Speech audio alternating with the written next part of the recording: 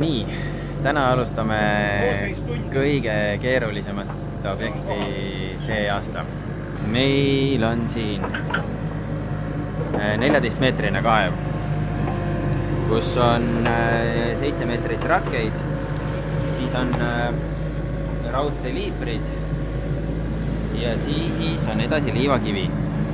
Ja see liivakivi vahelt pressib pinnast sisse ja täidab muudkui seda alumist kaevu. Esimene. Ja taaskord tulevad välja vanad puitrakked, 38. aastal tehtud kaev. Nii et betoonrakked on hiljem järele pandud. Mõned tunnid hiljem ja meil on 4 rakket väljas ja 3 veel tõsta. Auk on juba maailmatu suur ja sügav. Auk on suur ja lai ja kopp peab ennast sügavamale kaevama, ei ulata enam hästi. Savihunnikud muudkui kerkivad ja neile on lisandunud liivahunnikud. Kopp on kadunud omadega poolenisti maa alla ja valmis on saanud 2 torni. Ja maa sees on endiselt veel 3 raket.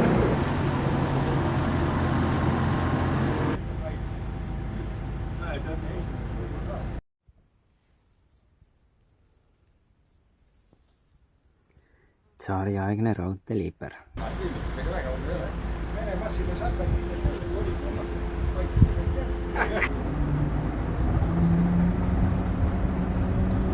Esimene torn läheb sisse.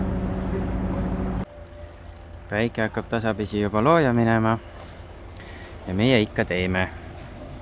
Ja praegu me oleme 5 tundi muudkui kaevanud ja kaevanud ja kaevanud, et saada neid rakkeid allapoole. Aga need betoonitükid, mis meil siit osaliselt sisse vajusid kaevamise käigus, on nii hästi saanud sinna rakke serva alla, et 5 tunniga me oleme rakkeid umbes 10 sentimeetrit allapoole saanud. Selline see töö mõnikord on.